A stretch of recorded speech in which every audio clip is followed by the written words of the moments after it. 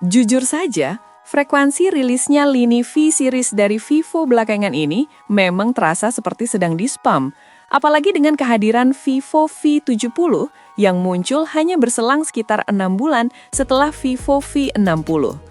Namun, jangan salah sangka dulu, karena Vivo V70 ini bukan sekedar HP baru yang numpang lewat, melainkan sebuah penyempurnaan yang cukup signifikan yang akhirnya memberikan aura flagship yang cukup kental pada sebuah perangkat kelas menengah. Begitu kalian memegang unitnya, vibe yang dirasakan bakal langsung beda, karena Vivo kini menggunakan rangka metal yang terasa dingin, keras, dan jauh lebih kokoh di tangan. Dengan ukuran layar yang sedikit menyusut menjadi 6,59 inch, membuatnya terasa jauh lebih kompak dan pas saat digenggam. Tak berhenti di situ, layarnya pun kini menggunakan model kaca flat dengan resolusi yang sudah naik kelas ke 1,5K, memberikan visual yang jauh lebih tajam dan memanjakan mata. Bahkan, modul kameranya pun kini menggunakan bahan metal yang senada dengan rangkanya. Benar-benar sebuah perubahan desain yang membuat orang mungkin akan mengira ini adalah seri X series yang jauh lebih mahal. Pilihan warnanya juga cukup berani, mulai dari sandalwood brown yang punya karakter kuat seperti tembaga, hingga golden hour yang klasik dan alpine gray yang minimalis namun tetap elegan. Masuk ke bagian dalam, Vivo V70 ini seolah ingin membuktikan bahwa performa bukan cuma soal angka di atas kertas, tapi soal seberapa cepat data bisa dialirkan.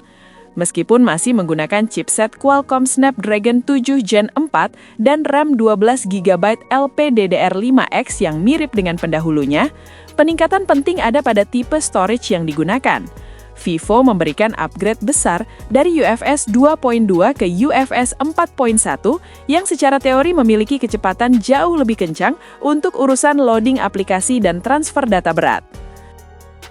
Untuk urusan gaming, HP ini sudah sangat aman untuk menjalankan Mobile Legends Bang Bang di 90 fps dengan stabil tanpa kendala berarti. Namun, saat dipaksa menjalankan game seberat Genshin Impact di pengaturan grafis menengah, performanya memang masih bisa fluktuatif.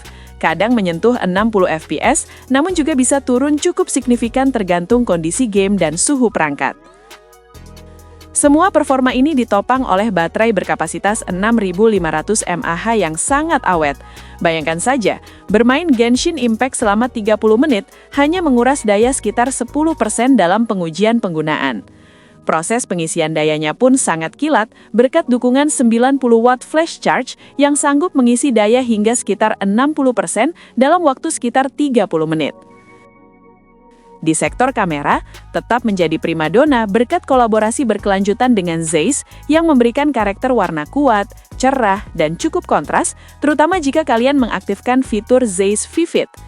Konfigurasi kameranya terdiri dari kamera utama 50MP with OIS, lensa telefoto 50MP with OIS dengan zoom optik 3 kali, dan lensa ultrawide 8MP.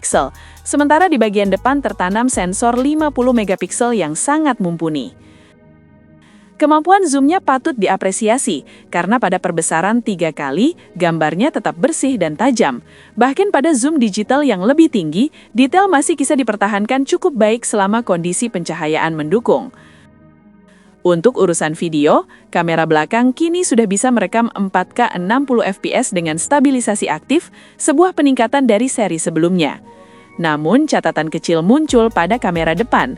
Meskipun sudah mendukung perekaman 4K, frame rate maksimalnya masih berada di 30 fps dan stabilisasinya belum sekuat kamera belakang.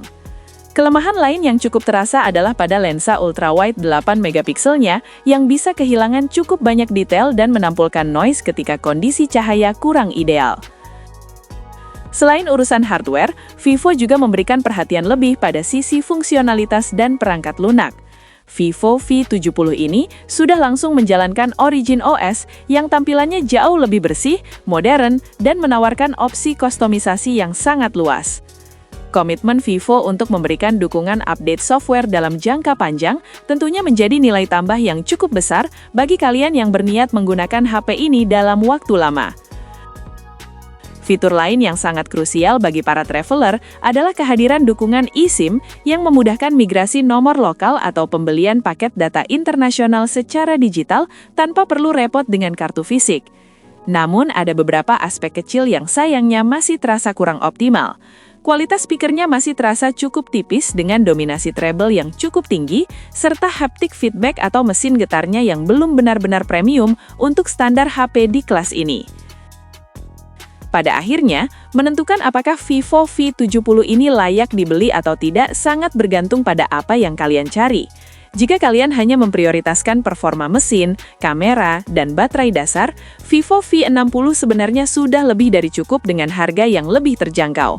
Namun, jika kalian mengejar sensasi desain yang lebih premium dari rangka metal, layar yang lebih tajam, fitur eSync dan kecepatan sistem yang lebih kencang berkat storage generasi baru, maka Vivo V70 adalah pilihan yang sangat menarik di kelasnya.